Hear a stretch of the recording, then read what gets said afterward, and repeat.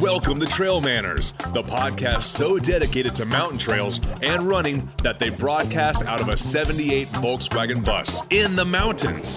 Who does that? Eric and Joel are your hosts and will bring you the trail life as you may have not heard it before. You hear about everything from gear reviews, nutrition to keep you upright and moving forward, and they'll even bring guests into the bus for conversations that you won't hear anywhere else. It's time for some running adventures on a higher elevation. The old 78 Volkswagen bus is fired up and headed to the mountains. Here are your hosts for TrailManners, proudly representing the 801 with their passion and love for the trails, Eric Manning and Joel Hatch. Hello and welcome to the TrailManners podcast, episode number 1. Today, we're talking with Mr. Scott Jaime. If this is your first time listening, then thanks for coming. The TrailManners podcast is produced every week for your enjoyment, and show notes are found at trailmanners.com. Come back often, and please feel free to add the podcast to your favorite RSS feed or iTunes. You can also follow us on Twitter, Instagram, and Facebook at TrailManners. All links are in the show notes. Now let's get after it. Welcome to the TrailManners podcast. This is Eric Manning. In Studio 78 with Joel Hatch and myself is Mr. Scott Jaime. Scott, how you doing today? Fantastic. Thanks for having me, Eric Manners and Joel Hatch. Nice to have you. So, Scott, what brings you to town? Well, it's always good to come home. This has been my home for many, many years. I currently live in Denver, Colorado, but I'm here for this specific trip for a fantasy football draft. Fantasy football. Yep. I am a serious fantasy football player. I am really good.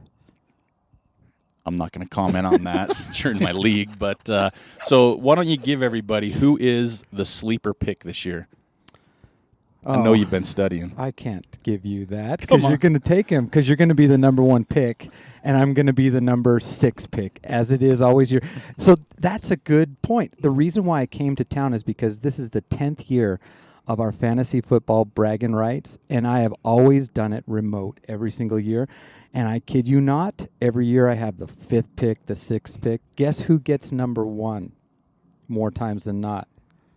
TrailManners, yeah, right here. I hate number 1 pick. I would rather have 10. Okay, I'll take 10, but don't give me the middle. I came to make sure that this was not rigged. I have yet to win in 10 years. This is the Jaime's year. All right.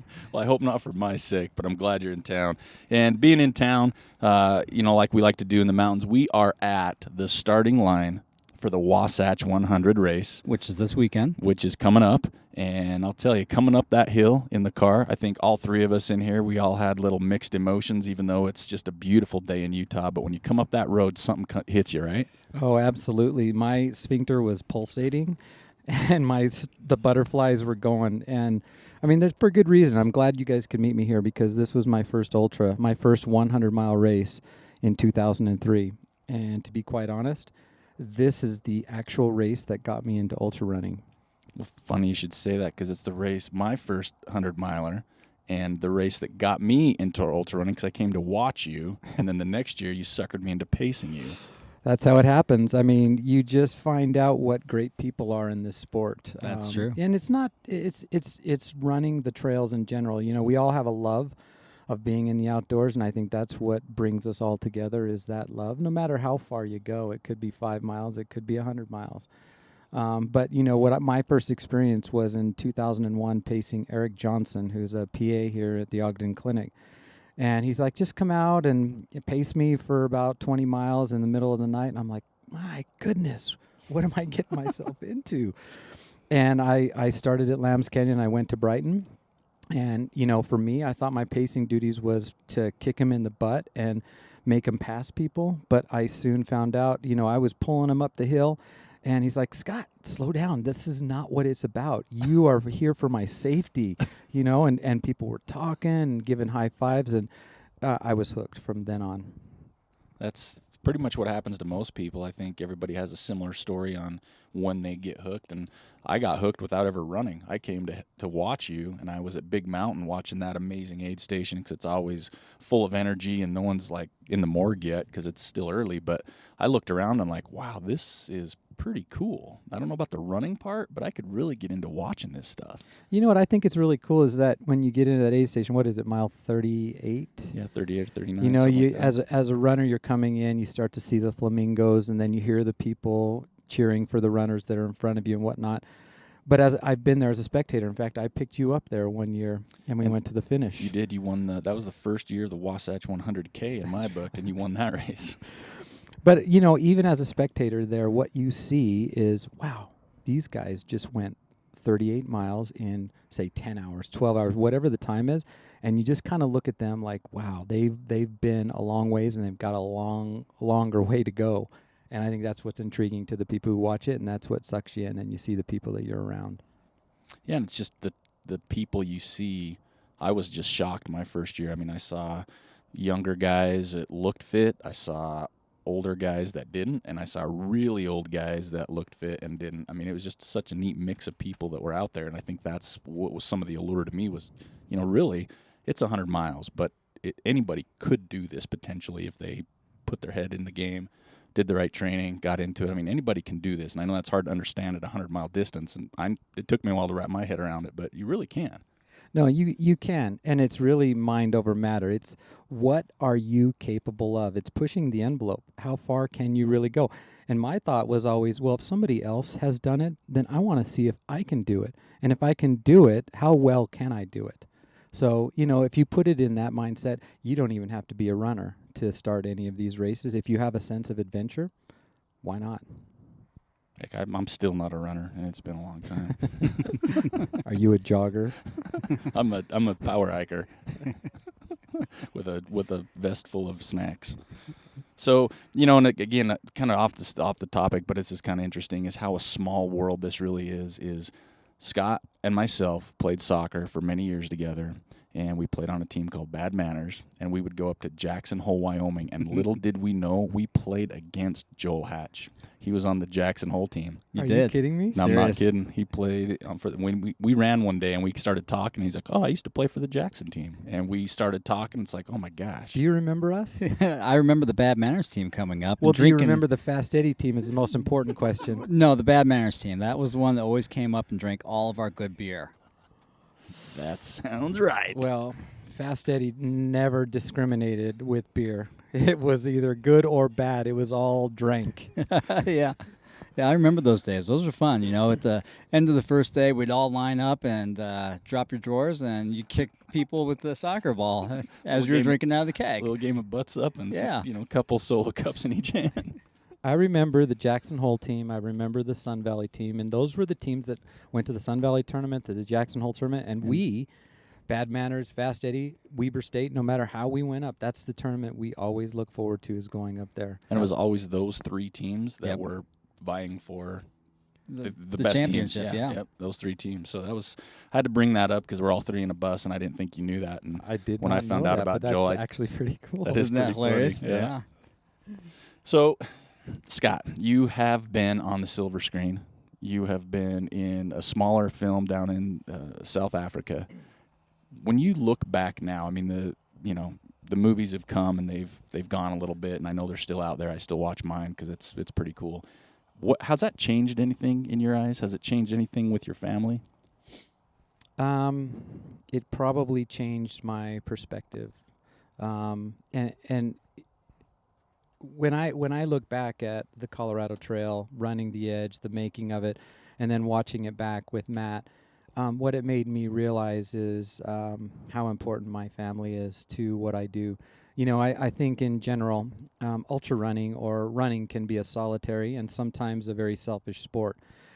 And what it taught me is that no matter what I do and whatever distance I go, I have to have my family support there with me. They have to be in the same frame of mind that I am. They're supporting me. Otherwise, it doesn't work. Being a family man, it will not work very quickly if you don't have that support. And so it put things in perspective at what the most important things in my life are, and it definitely is my family. Yeah, running in the mountains is a passion of mine, but the family is what fuels it. Now, for those out there that don't know the story, can you give a brief little synopsis of days, time, miles, those things? Yeah, so I did the Colorado Trail. In fact, I did it twice. So the first time I did it, the Colorado Trail starts in Denver and ends in Durango, and it's about 500 miles long and about 80,000 feet of climbing. And the first time I did it, I actually did it as a challenge to finish on my 40th birthday, averaging 40 miles a day. So the first time I did it was 11 days, 12 hours, and 46 minutes. And it was the hardest thing I'd done at that time. I ended up with Giardia, Lamblia, and that is a good weight loss program for sure. But I got done. I had shin splints. I almost had compartment syndrome. I was sick, and I was not running or doing anything for about 3 months. And you know what? Something got into me maybe about 6 months later that I wanted to plan another trip because somebody out there did it in 8 days and 12 hours. And I thought, you know what? I wonder if I can do that. I know the trail. So 4 years after that, I went back and did the trail for the second time in 8 days, 7 hours, and 46 minutes, something like that, yeah, to set the record for the Colorado Trail. And that's what the movie Running the Edge was about. Now, to your knowledge, has anybody set out to break that yet? There has been, no.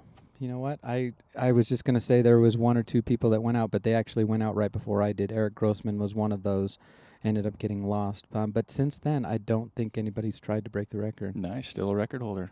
Still an FKT holder. Nice. Yeah.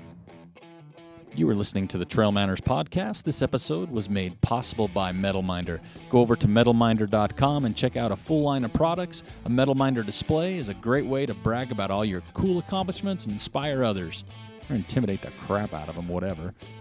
Metal Minder. It's okay to brag. We are again with Scott Jaime at the beginning of the Wasatch 100. Again, Scott, thanks for coming and joining us today.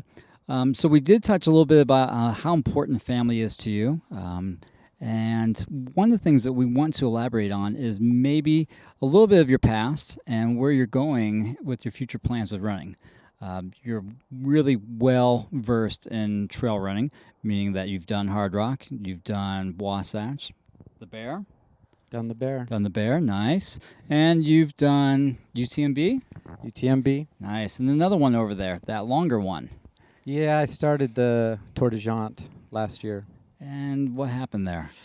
It's a good question. About 20 miles in, I started getting a pain in my Achilles. And I've been dealing with Achilles tendonitis for quite some time and ended up forming a little bump on my Achilles and forced me to stop at 50K, unfortunately, in Italy. That's all right. There could be worse places to stop, in my opinion. I've been to a few of those. Sure thing. So this year you've done Hard Rock. Yep, I attempted Hard Rock. Any other races you've done this year? Miwok in May. Well, how'd that go? It was a rough go. To be quite honest, the whole year has been rough. 2015 was not in Fast Eddie's favor. I ended up getting sick going into Miwok this year, and I really don't know what kind of bug it was, but I'll tell you, I almost didn't go. If I didn't have a plane ticket, I never would have raced. So I was ready to go. I was ready to race. You know, I never would have won the race, but I was just looking to get in the 9.5 hour range and ended up with a little over 11 hours. Right. All right. That happens to the best of us. So 2015's kind of not been as planned. So what are you looking forward to in 2016? Are there any goals out there you still want to achieve? Any must-do races for you? Yeah. Well, obviously, I was going to go back to TDG again this year, but I had to bow out of Hard Rock this year. I was coughing incessantly. I couldn't breathe, and so that kind of led from one thing to another, and I couldn't train properly. So first thing on my list and an A race for me is to do Tour de Jante. It is an unbelievable 200-mile race in the Italian Alps. So maybe we can get you and a Ty on the same ticket then. That'd be nice. I would love to go spend some time on the trail with Ty Draney. That'd be nice. So that's on my list. And then Hard Rock number 9 is on the list because I didn't finish this year. But my goal for Hard Rock is to finish 10 and then give back to the race and maybe run an aid station. Just go back and be part of that amazing community. Right. That sounds great. Any adventure runs that you're looking forward to, maybe? The John Muir Trail is on my bucket list. Is it? Yeah, and I kind of had an outside chance of going there this year. Nolan's 14ers is on my list. No, I'm sorry. Well, I don't know. I think it's my kind of challenge. And so, if you want to consider that more of an adventure and less of a race, that's something that I certainly want to do. Sounds fantastic. So what kind of keeps you going and motivates you? I mean, you've had a tough 2015, but, I mean, your race resume, you're running, with FKTs and the adventure runs speak for themselves. So what's motivating you now, and what's keeping you moving into the game through a rough patch, saying, you know what, rough patch, they happen, here we go. What keeps that? Time is against us, and time is motivating me. I'm not getting any younger, and I always want to know what I'm capable of. I'm always chasing my ghost, and that helps me keep young. I just want to know what my genetic potential is, and I just don't think that I've reached it. And as long as I think that I can improve, that's what motivates me. But in hindsight, I see my two boys, Jackson, who's 16 now and driving and has a job at Target. Nice. And Miles, who is 7 and loves soccer so much, like I did as a young boy. I see them traveling around with me to these races, and they love being in the mountains just as much as I do. And I think that to a certain degree, it inspires them for what I do, and it inspires me to see them at the end of the race. So that keeps me going. That's a huge motivation. I think all of us have kids in here, and it's just always fun when you can show them the community, get them part of the outdoors, because so many things these days you hear about with all the social media and all the electronics and everything else, you just see kids less and less outside. And so I think for me as growing up, and I know all of us, seeing them in the outdoors is a huge motivation. And that's an interesting point. Every year we go to Silverton to run Hard Rock, and I spend a lot of time there with the family. 2 to 3 weeks, and it's been our family time. My in-laws come, Rick and Ray Jean, my parents, Alverna and Julian come. We're all there, and it's one big family affair. It's interesting. My son, Jackson, who's 16, this is the first year that he didn't want to come. But as soon as you crest over the $1 Million Highway in Red Mountain Pass and you start descending into Silverton, he all of a sudden gets chatty, and then he starts talking about the things that he wants to do. And it takes him about 2 days to readjust, to get rid of all of that media stuff, and then go back behind the house and start looking for gold in the rocks. And you know what? That's the essence of being a kid. It really is. We've talked about that, throwing rocks and, skipping rocks and rolling boulders down mountains. I mean, that's how we grew up as kids, and you don't see that. I mean, I still run on a trail, and I'll chuck a rock down the side of a mountain and just giggle, and I'm not a spring chicken anymore either. So, now that's a good point. Kind of segueing in is, you hear about what you've been talking about taking your family places, showing your kids, getting them into the mountains. And, I know you're a professional, your job, you travel a lot, you do a lot of things there. The balance I know is not easy. I mean, you hear about it with people all the time, and sometimes it either tears at them as a family, or they don't run like they, want to, or how they would prefer to do it. How do you do the balance with all the travel, all the miles logged? How do you do that? The balance has been the toughest part, and it's been a learning process for me and my wife, and that's probably where it starts, because I can tell you there have been Saturdays and Sundays where I'll go out for a 6-hour run. I'll sleep in a little bit, and I'll come back late. Maybe 1 or 2 o'clock, and the day is wasted in my wife's eyes, where I'm completely wasted, and then I'm sitting on the couch and I don't want to do anything. So I've gone to the other side where I haven't gone for a run, and we've gone to do things as a family. And I'll tell you, I'm crabby, and all I can think about is going for a run. So we came to a decision where, if I was going to be that way, then I had to stop doing that. So the conclusion is that I had to get up earlier. And if I didn't get up earlier, then the agreement was that I wouldn't go for a run, and I couldn't be a jerk about it. And that's just being honest. So the balance came in is like, you know what, Scott, you got to get your butt out of bed at 3:30 in the morning if you want that 6 or 7 hour run. So that's the balance there. When I'm on the road, when I'm traveling to Oregon, Wyoming, Montana, wherever it may be, I find trails to run, and that's the first thing I do when I get to a place is I find a trail to run. It's the hardest thing to do is to travel and to run. But I found solace in that, and I'm finding so many open places to run. It's just been amazing. a couple things I've taken from you through the running, as you said a little bit earlier, is you want to test yourself. You want to see what you're made of. You want to see genetically what you can do. And the other thing we've had discussions about is how simple this is. You know, how simple it is and how we make running or we make racing or we make our hobby challenging or difficult where it doesn't need to be. How do you simplify running in your eyes? You know, I took a trip to South Africa last year, and it really opened my eyes to make me realize that my normal in my life here in America is not necessarily normal to everybody else.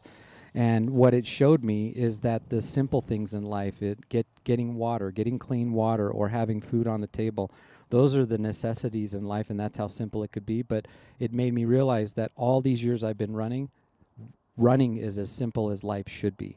Meaning that it's you and your element. You put your shoes on, you put your clothes on, and that's how simple running should be. It doesn't matter if you go out and you don't get your best time or you don't get the Strava record segment. You know what? You're going to have good days and you're going to have bad days, but the bad days are what make your character as a runner in general. You know, and when you say that, some of my best runs have been without my watch, whether it's mileage, pace, time, anything. And that was something I've learned, from somebody that says, run without your watch. And I thought, why would I do that? I won't know how far I've gone. I won't know how fast I'm going. And I did that the first time was uncomfortable. I did it after that, and I felt a whole new sense of freedom. And then you kind of get to the feel of what trail you're on. You're like, oh, that's a 10-mile run. I don't get back to my car. Okay, I was out for, 2 hours or, whatever it is. And I think that's something that more and more people need to do is, with all the technology that's coming out on your phones and your watches and everything else, challenge them to get out and just explore. Yeah, and you know what? It's not just about running. It's just putting on your stuff and getting out the door, whether you have running shoes on or not. But it's getting out and just unplugging. And I'm totally agreeance with you that some of my best runs are when I'm not plugged into anything. I don't even know how far I've gone sometimes. And it's a feeling that you get when you get done. It's a feeling of accomplishment. And you have clear thoughts. And I don't know how else to explain that, but it's just getting out the door. And whether you're out there for 30 minutes or 30 hours, it doesn't matter. It's just getting out. So with what you're saying and the simplicity and the balance of family and thing, you are actually going to come on to TrailManners on our website at trailmanners.com, and you're going to help us out, and you're going to give us an article every month, aren't you? Yes, I am, and I'm excited to do so because, it's living a simple life. I think so many people can do, and like you said before, we try to complicate things, and I'm more than happy to do that. And we're more than happy to let you, so thank you. We're pumped. Hi, this is Scott Jaime, and you're listening to the TrailManners podcast, bringing you the dirt and the vert. Welcome back to the TrailManners podcast. In Studio 78 again, we've got Scott Jaime and Joel Hatch. So what we like to do on our show, we like to do a little lightning rounds and some quick Q&A that you're not prepared for. So I'm going to ask you questions, and you just answer them quickly, honestly, and the best you can. How's that sound? Oh, that's kind of scary, but I'm up for it. All right, first one. Where does Fast Eddie come from? That's not a one-liner, but it comes from playing soccer at Weber State. We had 5 guys by the name of Scott. My first name is Edward, and I was really fast. So it became Fast Eddie. And so that morphed into your Twitter handle, which is? MexiFast. I am Mexican. And I think Fast Eddie was taken. So what would you prefer, pinto or black beans? Pinto. Pinto. What is your typical pre-race meal the morning before a race? Coffee and a banana. Favorite race distance? 50 miles. Favorite race buckle? Wasatch. Nice. We're here. Yeah. How about Facebook or Twitter? Twitter. Twitter, okay. 2-ply or baby wipes? Baby wipes these days. How about what is your personal favorite race performance and why? My favorite race performance is Hard Rock. The year I was leading through Uray, I ended up bonking, throwing up a little bit, was going to be done at Grouse Gulch, And my 11-year-old son at the time, Jackson, came up to me and told me that I couldn't quit because so many people had tried to get into this race and they couldn't, so I needed to give it everything I had. You know, when you just on that, we're going to break the lightning round. But when you put that blog post, I remember reading it. I was at work. I do too. I was at work and I was reading it, and someone actually walked into my office and asked me if I was okay while I was crying. It's an unbelievable moment that will define my ultra running career for me. Nice. Top 3 beers. Ninkasi Total Domination, Green Flash West Coast IPA, and Stone IPA. Okay, nice. Okay.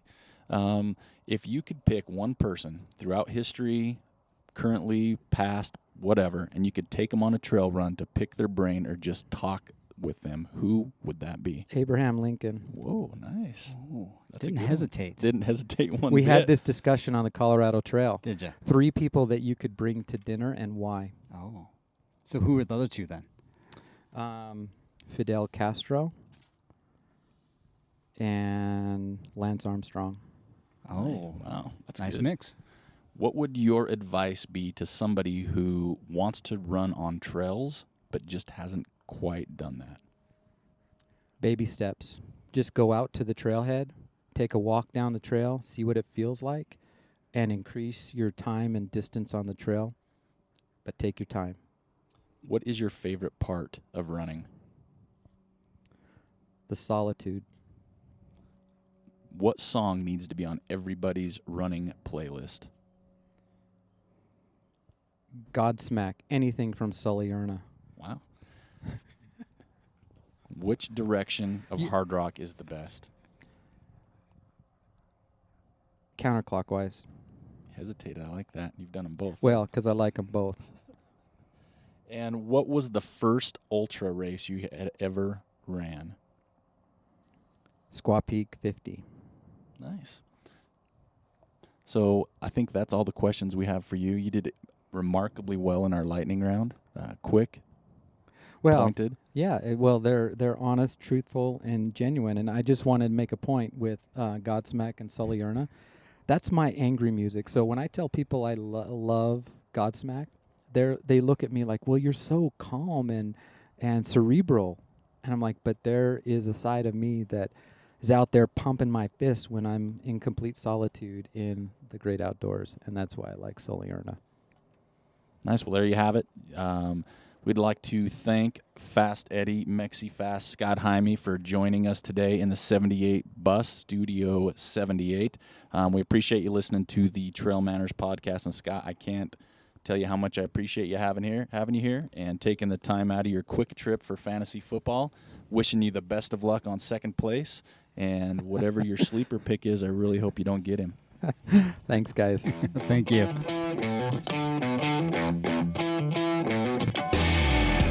Thank you for listening to the Trail Manners podcast. We'd like to thank Mr. Scott Jaime for joining us in Studio 78 today. You can see more of Scott on Instagram and Twitter at MexiFast. That's MEXIFAST. You can also follow us here on Trail Manners on Instagram, Twitter, and Facebook at Trail Manners, or swing by the website at www.trailmanners.com. You can swing by the store page for some gear. You can hit us up on the contact page and let us know what you want to see, who you want to hear, or even if you want to be on the show. Until next time, this is Eric Manning and Joel Hatch, and we'd like to remind you, you don't get what you wish for, you get what you work for. Now go get it.